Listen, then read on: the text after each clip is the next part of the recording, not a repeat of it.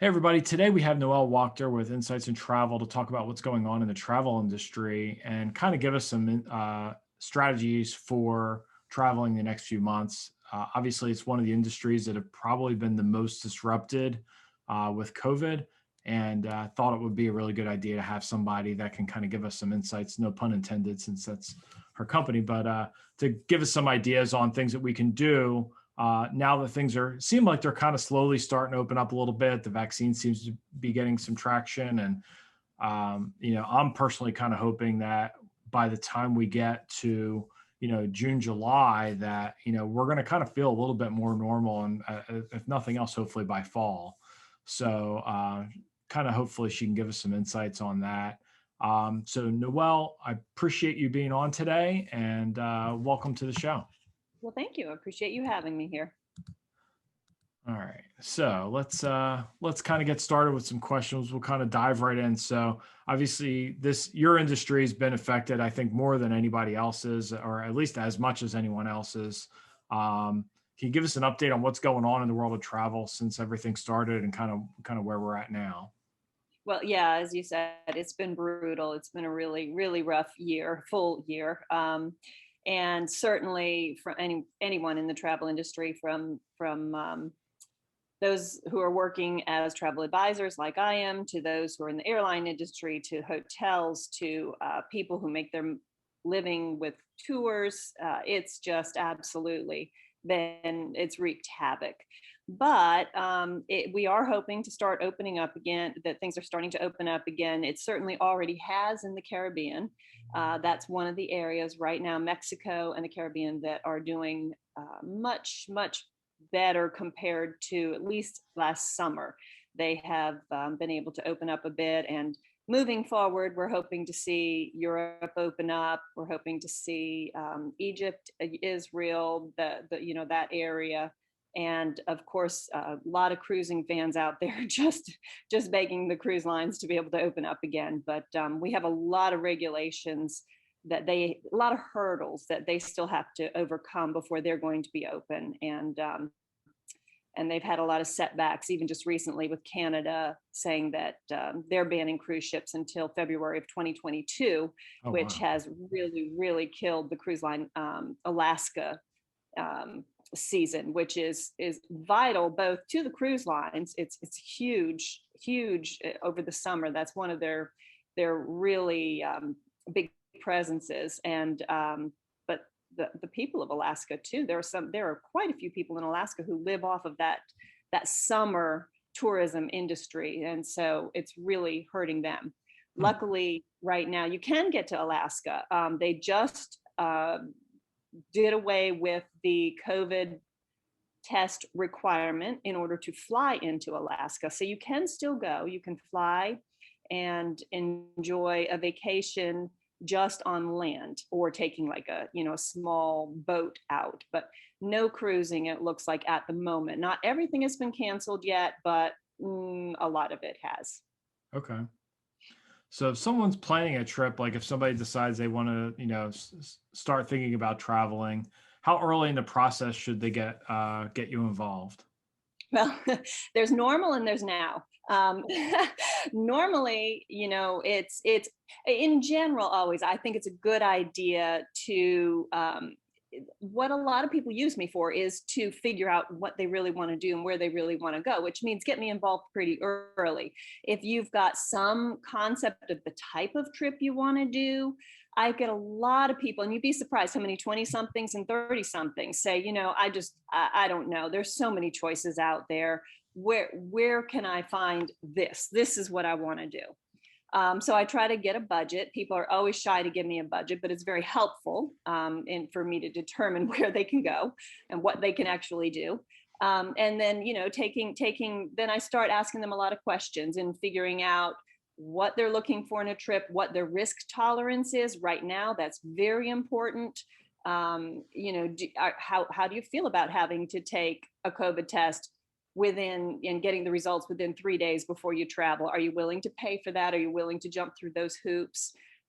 Those kinds of things are very important to know before you start planning. If you just go out and say, gosh, so-and-so said that Antigua is wonderful, I think I'm going to go there. But you don't know really what it's going to take as far as flights, what it's going to take as far as vaccine requirements or COVID test requirements, then you're already starting kind of behind.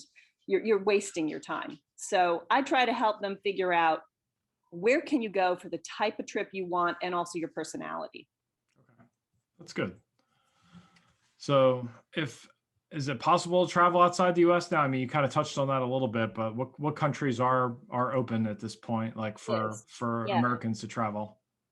Well, some are open, but very difficult to travel to. There are a lot of forms to fill out, or it can be costly. There are some countries that are requiring some rather expensive travel insurance if you're going to go there. So you have to look at your cost of the COVID tests, of the travel insurance, and those kinds of things. But there are some that are very, very wide open. Dominican Republic, wide open. Mexico, wide open. You know, those are very easy countries to get in and out of. As far as coming back to the United States, if you travel internationally, right now, the CDC does have a regulation that you cannot board a plane heading back to the US unless you have had you have proof of a negative COVID test within 72 hours of your departure. So you've got to make sure that wherever you're going, you can get that test and get the results back, quickly enough. So there are a lot of factors there if you're going to travel internationally that you have to look at. And so it's possible to some places. So like someplace like hoops. Someplace like Mexico, if you go there, like, are the hotels pretty good about like making sure that they can get you tested, or do you have to jump through a bunch of hoops for that? Not every hotel, but basically the ones that I'm going to use and recommend, yes. And that's one of the things that I'm trying to do for people is help them to know, I've got lists of the hotels that are offering free or reduced cost on-site COVID testing, and they're guaranteeing the results within 72 hours. So you get to the hotel, you get to your resort, and one of the first things you do is sign up for the time that you're going to be taking your COVID tests to line up with your flights for your return. So, that's now part of the check-in process. Okay. So yeah, that's one of the things that I make sure of, that when you're going over there, that, you're in a place where it's going to be really easy to get that test, because you don't really want to be in a foreign country. Most people don't, where they're going around and searching for a health clinic to get a COVID test. Okay. So as far as like kind of internationally, you've kind of mentioned Dominican Republic and Mexico. What other places have people been going to lately, based on what's going on out there? What other in the United States or outside or whatever, what other places have been popular destinations lately? Well, again, most of the Caribbean, the U.S. Virgin Islands, very popular. You do still have to take a COVID test to get into the U.S. Virgin Islands, but you don't have to take a COVID test to get out.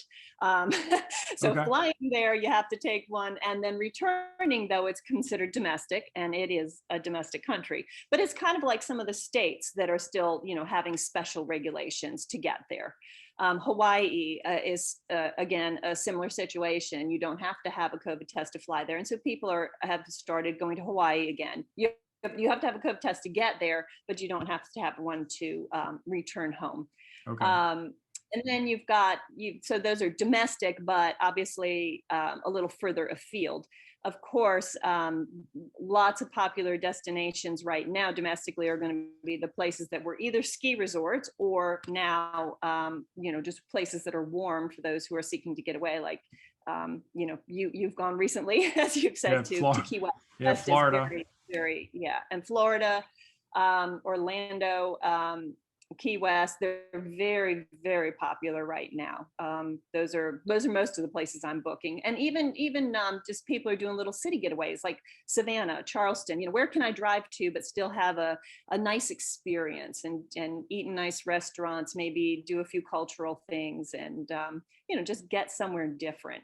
So some of those popular cities have been places that people are going, as well as they've had to put off their further destinations until it's a little safer to travel internationally. So on that token, so let's say someone did want to do like a trip to Savannah, how would you help them in that situation, even though it wouldn't be a And flight? that's right. They're just, well, if you're from this area, you're just driving. But what I do is just, again, it's a service I provide in something in that kind of a setting, because anybody can go online and look up a bunch of hotels. But if I've been to Savannah, I know a little bit about Savannah, so I'm going to try again to hone in on, well, what kind of experience are you looking for? Where do you want to be in a downtown? Are you okay with paying for parking? That's one of the things in Savannah. There aren't many places where you aren't paying, a pretty penny for parking every day. And I try to ask the questions that they may not think about. And then I'll based on what they tell me, I'll send them a list of hotels to look at, or B&Bs, or whatever it is they're trying to find.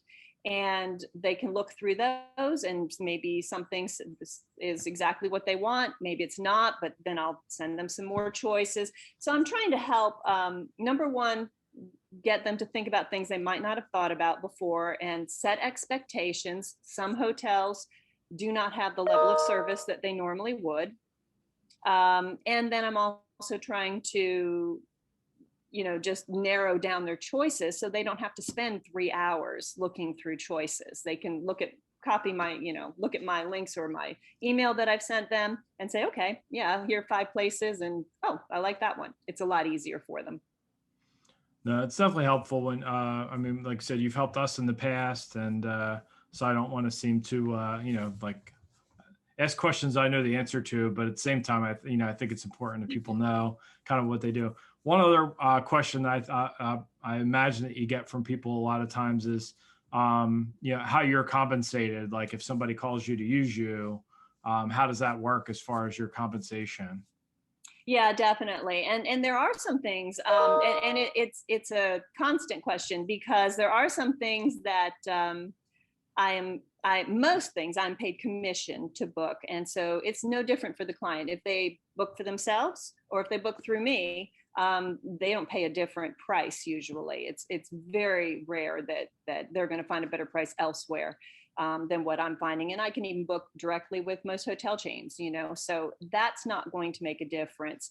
I do get a commission through the hotel, not the client paying. Now, there are some things, for example, domestic flights. I don't get any, the airlines don't pay me anything for that. So before I would do something, or sometimes people want me to try to find a rental home.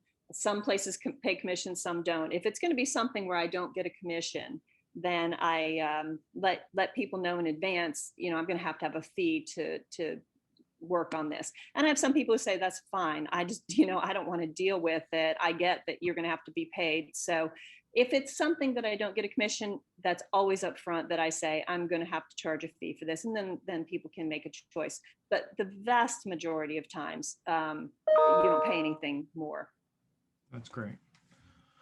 Well, like I said, I very rarely, that we've had to, but it's again, like every time we've gone on a trip, and you've helped us, it's enhanced the value of the trip, because it kind of takes away that whole idea of what do we do today, and that sort of thing. And so kind of a lot of times it helps you plan it out, especially if you do like a city trip, like a Savannah. We did one in Boston a couple of years ago. You helped us with, and that was a good one where it kind of gave us some ideas on places to go and that sort of thing. So it really made it a lot more smooth of a trip. Do you have any destinations like hoping that we're going to open up a lot more this summer and into the fall? Do you have any recommendations for people that are maybe starting to think about what to do then? Maybe what direction they might go, where they might get a good value, good bang for their buck money wise for a trip, or something where, that probably will be more enjoyable maybe than maybe what it might otherwise be. Yeah, it's still really hard to know what is going to open and what isn't. Certainly the immunizations are making a difference, but they're still slow to give us real dates about when places are opening up. So everybody's very hopeful that Europe is going to be opened up by the end of the summer or fall. Can't guarantee that though. There's always, that's again where I'm saying a client can book something, and then you have a little bit of a risk factor there that, well, that may get canceled. But nobody can guarantee what's going to be open. But certainly a lot of people are very anxious. River cruises have been running in countries, for example, like Germany, for German citizens. So some of these tour operators have already been functioning, and it's just a matter of they've had to do it in a very localized manner.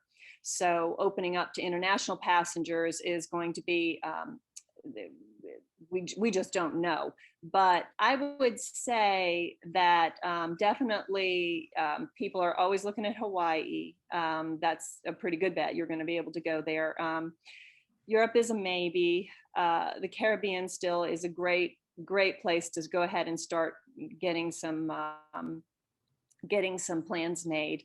And actually, I was just looking at it, comparing some spring prices to some fall prices, and the prices are going up significantly in the fall. So if people want to do last minute getaways right now, booking through May in the Caribbean is a great thing to do, because the prices are much, much lower than they are even in the fall. And that's something that may surprise a lot of people, is that prices may go up more than people are expecting, because demand is going to be high. So it's not a bad idea. You were asking before, how far in advance do they contact me or start making plans? Well, it's not a bad idea if you're thinking about going somewhere, even in next winter, next January, February, March. It's not a bad idea to get it on the books now, because prices are tending to go up. The only thing that's really unsure is the flights. We can book flights, but expect changes. The airlines have to make a lot of changes in their scheduling as they wait and see what the demand really is. But you can at least get some things on the books, and that way start planning and hopefully lock in some prices that are going to be better than waiting for the last minute. So do you have any advice to give travelers that you're surprised fewer people know about? Like, are there any perks out there, or any special hints that you figure people probably know about, but maybe you end up finding out that they don't know about it? For pricing, are you asking me? I think it's just like for the process of traveling. Like I'll give an example. Something that we discovered on one of our trips is that one of our rooms came with what was called the club level. And so, and it was like an add-on, and it wasn't that expensive, in relation to the room, basically. I mean, I think it was in Aruba. And so we went on a trip there, and for an extra, I think it was like $75 a night, we got to be in this club level, which sounds like a lot of money, but when you're doing a trip to Aruba, it's not, exactly cheap. But this club level was amazing. I mean, you were able to go there like all day and stop in and like pick up snacks and pick up sodas. And then they had like a happy hour, and the happy hour had like snacks, and like we skipped a whole meal because of that. Like that was like one less meal we had to buy. And if you're going to go to a restaurant around there, that's going to cost you $75 probably anyway. So anyway, it worked out really well for us. And as we've gone more, like we went to a conference in Vegas for real estate 2 years ago. And we were able to get that at the hotel we stayed at. And it was an even better deal there. And it was even like everything's bigger in Vegas, I feel like, when you do stuff like that. And I just couldn't get over. And then how few people I felt like really knew it, because I had no clue that this even existed. I'm like, this is a whole different world. And, like I said, it sounds kind of bougie, but like, it was like, that was something like, so that's an example of what I'm talking about. Yeah. And it is, and it, like you mentioned, it can actually be a money saver if you're using it. And there are two ways to get that. Yeah. So one is actually to have enough points in a club, in a hotel preferred client, if you're a Hilton member, Hilton Honors member, if you're a Marriott Bonvoy member, that kind of thing. Some of those hotels, you get free access to that lounge or that club. The other way is some hotels will sell it. And that's what you're talking about in Aruba, where you can actually book a room category that includes that. And it can be a really good value, as you mentioned, if you're willing to stop in there and use it. And a lot of times even you can use it for a meal, for breakfasts, and even if you're not going to eat a heavy dinner, you can, we've done that before. Stop in and I kind of felt like I was being cheap while I was doing it, but it was like, it's here and it's good. Like it was all good food. So exactly. And it is kind of a nice little lounge area that you get away from everybody else. So yeah, it's a nice experience. So yeah, I do try to bring that up anytime that I see that that's an option. And if I think it's going to at least somewhat match the personality of the people who are looking, I'll often mention that as an option. And yeah, there are other little extra add-ons that people may not be aware of, that if I am aware of it, I do try to do. There are one of the things that a lot of people, it's an interesting concept. A lot of people feel like when they travel, doing it themselves, doing everything themselves, in other words, not the booking part necessarily, but when you get to the location, just riding that subway or the metro and finding your way around to all these different locations to see things is the way they really get to know the country best. And there is something to that. But on the other hand, it can also be a huge time waster. It can be, if you get lost, you spend a lot of time not necessarily seeing what you want to see. It may not be the part of a city you want to see. And there's a lot of information you're not getting. So I often recommend taking some kind of a tour. It can be, and again, price makes a difference. It can be a private tour.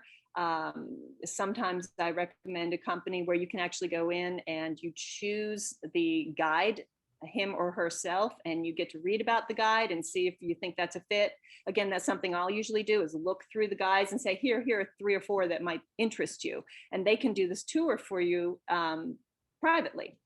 And that's a real personal experience, and you're getting to know somebody from that country. And to me, you actually end up getting a much more cultural experience than just wandering around on your own. And then it's much more efficient. You can also do a small group. You can do a large group, depending on, if you just want to save money.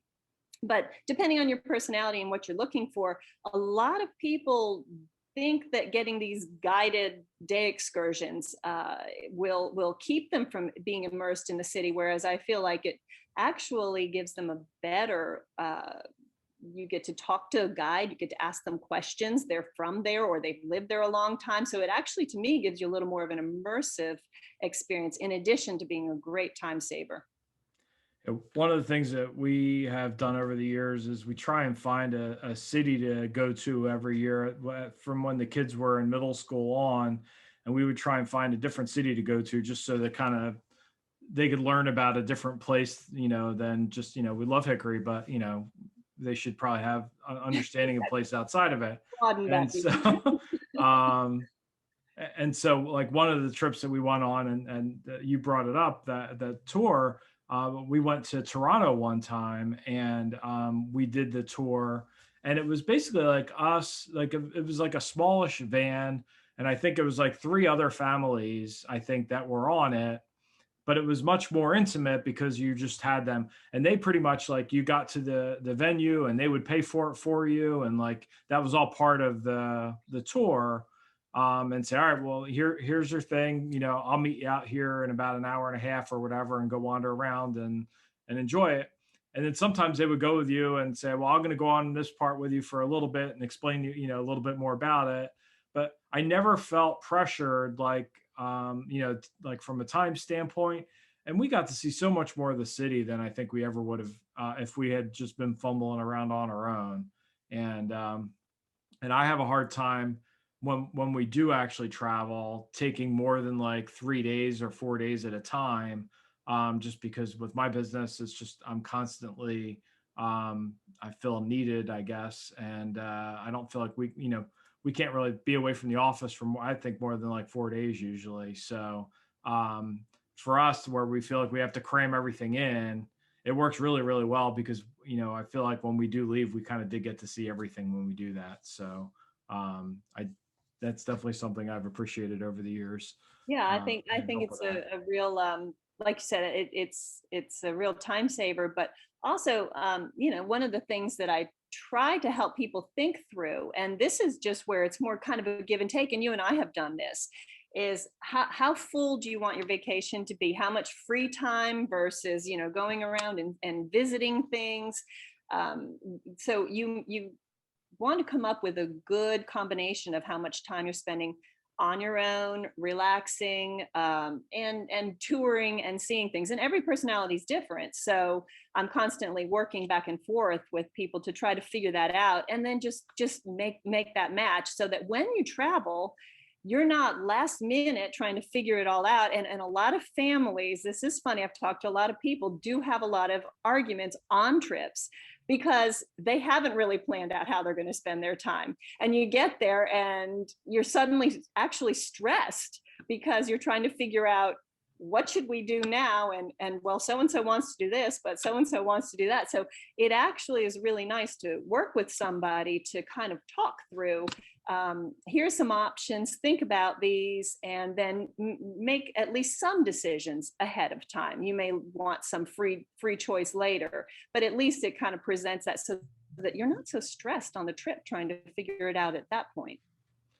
Yeah, it's definitely help, because that's of all the times where, like, we get stressed when we do travel. That's 9 times out of 10. It's like, well, where do you want to go to eat? I don't know. Where do you want to go to eat? Like, or, you try, everybody's trying to figure out what they want to do. So it definitely helps with that. That's for sure. Um, and again, the whole point of travel to me, everybody's got a different thing. Some people like to go places and, you know, do adventurous things. And I just, I like to see things and, see things that I haven't seen before, but I don't necessarily like, want to do a lot of activity stuff. I'll save my activity stuff for home. Um, but like I said, it really does allow you to do it in a much more confined way. And it's really helpful. So the next part of our show, what we like to try and do is kind of ask a few like more lighthearted questions and kind of how people have been dealing with things over the last year. So one of my questions, this is a new one, I haven't asked anybody yet. Have you developed any new hobbies in the last year? So actually, no, I have not developed any new hobbies. I think what I've been able to do is work harder on my hobby that I already love. So yeah, which is rock climbing. Okay. There we have a great place to rock climb here right near Hickory. But it requires a few people, so I can't. Oh, you have to have somebody else with you to belay you, and I can't always do that immediately. So I've been able to take a little more time to join a gym and go down to a climbing gym down in Mooresville, so where I can either meet up with somebody down there or I can do it on my own. They have auto belays, and I can do it on my own. So yeah, I've been able to take a little more time since that's a drive, and it takes a little chunk out of my day. So that's more what I was able to do. And they Okay. opened up pretty early in COVID, this process, so it was good. Yeah. Good. That's pretty cool. What is a show that you've started watching, or at least have made that you might not have tried, since we had a little bit more time on our hands now? Yeah, most anything I watch has been forced on me by my family. So otherwise I just sit and work all night.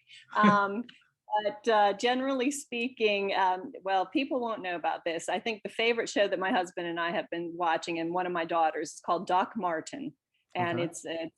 it's I guess it's a BBC produced. It's out of England, so or Great Britain, and it's I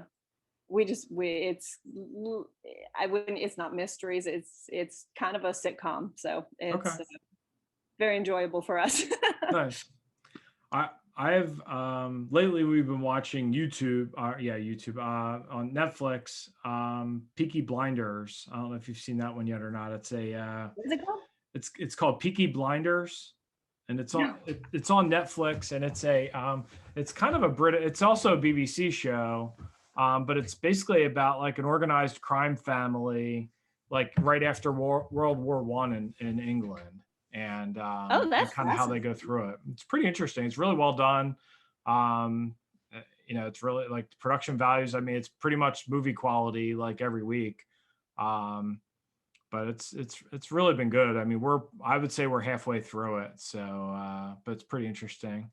And encouraged me to buy. I bought one of those hats. I don't know if you like one of those. I now own one of those hats now because of that show. I think so. I don't wear it that maybe often, maybe your next trip, Mike, will be to go see where that's supposed to take place or was filmed or whatever. I definitely want to go. Yeah, I definitely when the kids are done college, one of the first ones we want to do is maybe do like an England Ireland tour. I think that would be cool.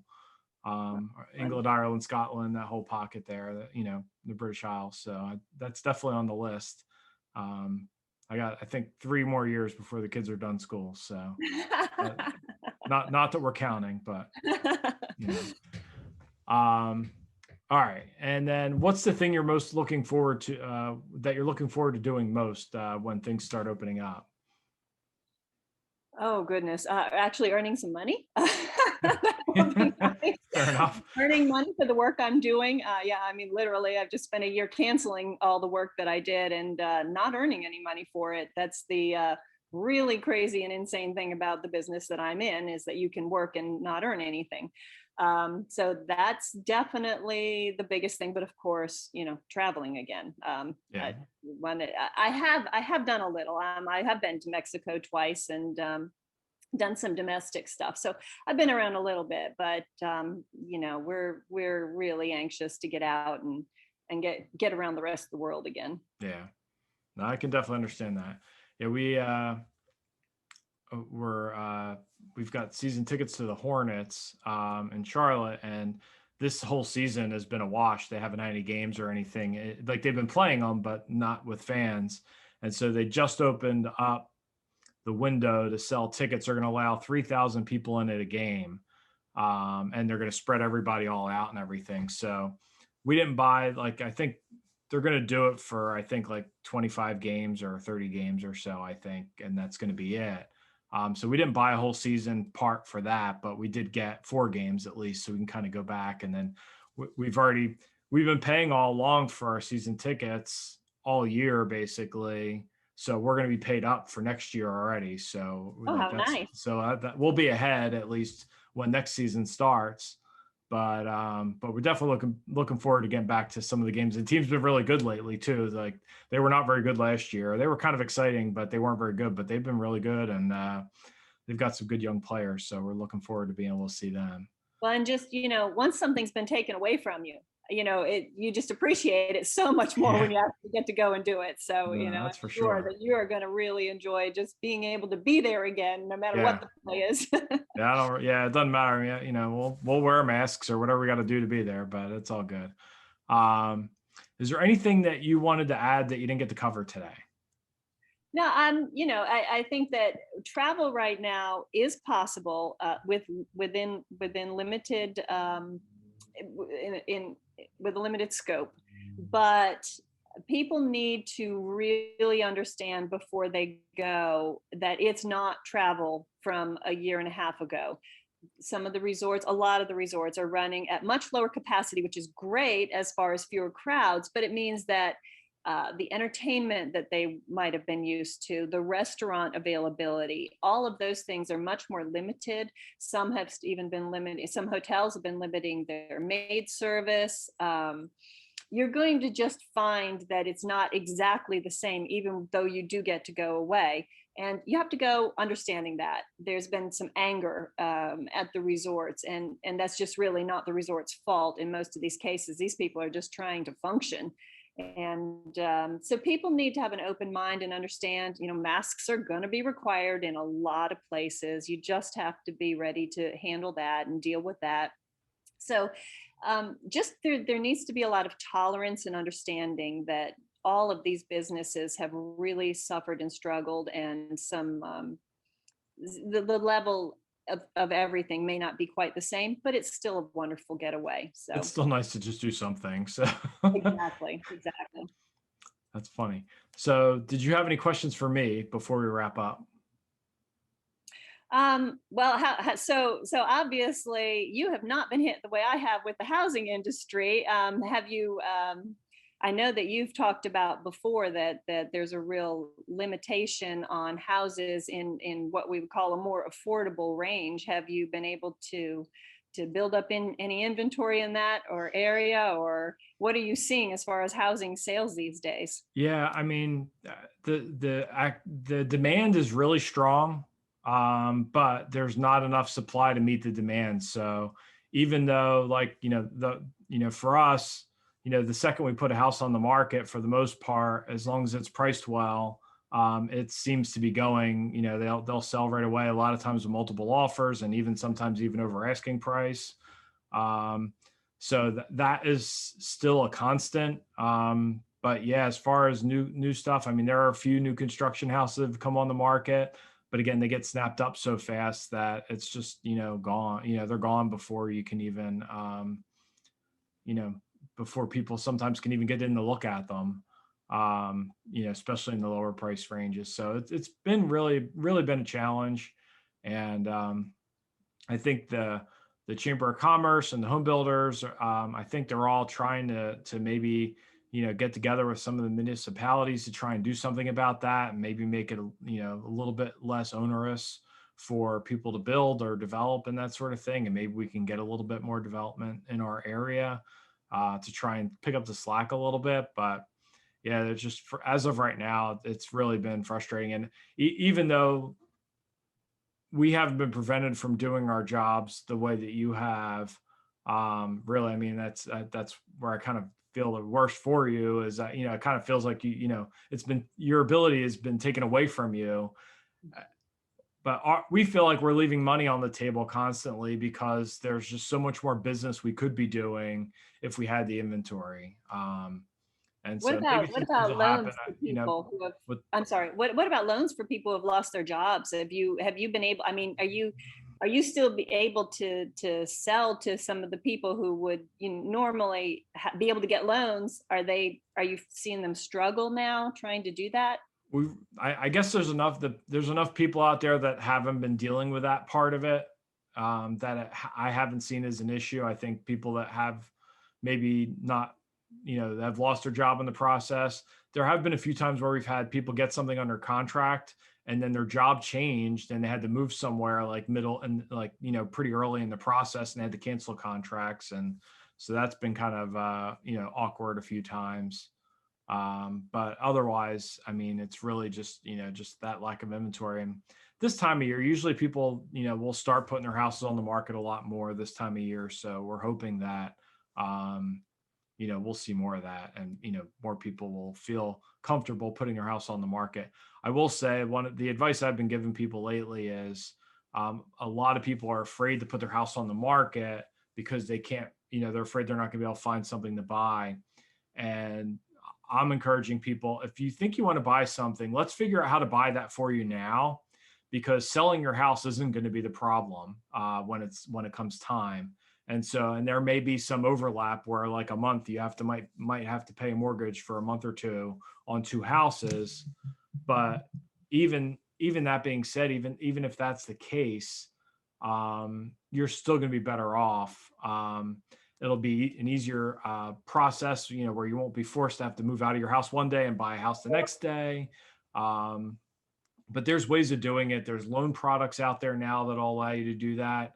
And lenders have come up with some really good ideas for how to make that happen. So just because you think you have to sell your house first before you buy something else, that may not necessarily be the case. So I would just say, talk to people before, if you're interested in doing that. So that'd be my little bit of a side advice on that. All right. If somebody wants to get in touch with you, how would they find you?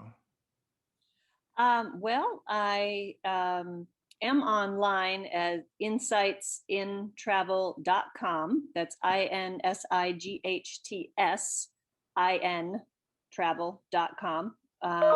Or my email is Noelle It's spelled Noelle at insightsintravel.com, or, by phone, 828-244-6640.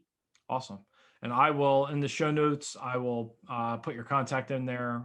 So if anybody wants to get in touch with you and talk about maybe traveling soon, I will put them, give them your information, and hopefully you can help some people like you've helped us. So Great spring break deals right now. So yeah, not a bad idea. Awesome.